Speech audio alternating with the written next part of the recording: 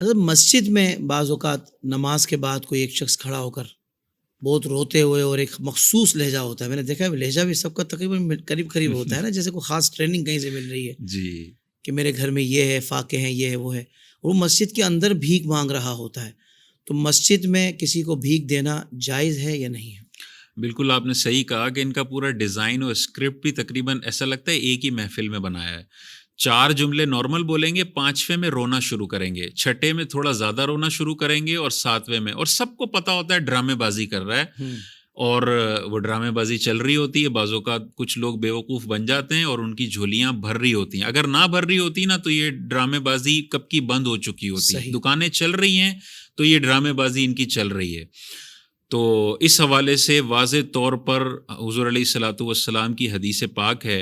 حضور علیہ الصلوۃ والسلام نے ارشاد فرمایا، اگر تم کسی بندے کو دیکھو جو اپنی ذاتی گمشدہ چیز ڈھونڈنے کے لیے مسجد میں اعلان کر رہا ہے، اپنی ذاتی چیز مسجد میں ڈھونڈنے کے لیے اعلان کر رہا ہے، تو تم اسے کہو کہ اللہ تیری یہ کھوئی ہوئی چیز کبھی بھی نہ ملائے. اور حضور علیہ السلام نے آگے ارشاد فرمایا کہ مسجدیں ان کاموں کے لیے نہیں بنی جو تم اعلانات کر رہے ہو. اب اندازہ کریں، اپنی ذاتی چیز اگر کھو گئی ہے تو اس کا اعلان مسجد میں کر رہے ہیں. حضور علیہ السلام نے ارشاد فرمایا اس کو کہو کہ تمہاری چیز کبھی بھی نہ ملے. تو یہ بھیک مانگنا تو اپنی چیزیں نہیں، یہ دوسروں کے جیبوں پہ ڈاکہ ڈالنے والی بات ہے.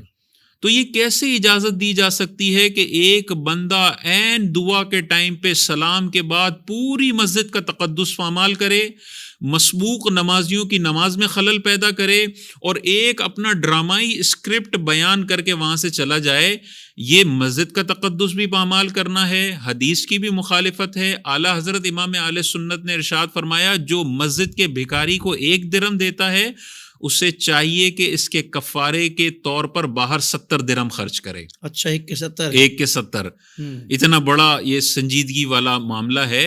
اور دیکھیں ہم اس کو اگر پروموٹ کریں گے تو آج 1 بھکاری کھڑا ہے، کل 2 بھکاری کھڑے ہوں گے، پرسوں 20 بھکاری کھڑے ہوں گے. مسجد کمیٹی کو اس پہ سٹینڈ لینا چاہیے. اگر اس طرح کا فراڈیا کوئی بھی کھڑا ہوتا ہے، فوراً اس کو شٹ اپ کال دے کے مسجد سے باہر نکالنا چاہیے، کیونکہ حضور علیہ السلام نے ارشاد فرمایا مسجدیں ان کاموں کے لیے نہیں بنی ہیں. اگر وہ مستحق بھی ہے، یعنی وہ مسکین ہے، اس کی والدہ کو کینسر ہوا ہے، اور وہ ایسا ہے جو مانگ سکتا ہے، اس کے باوجود بھی وہ مسجد میں نہیں مانگ سکتا.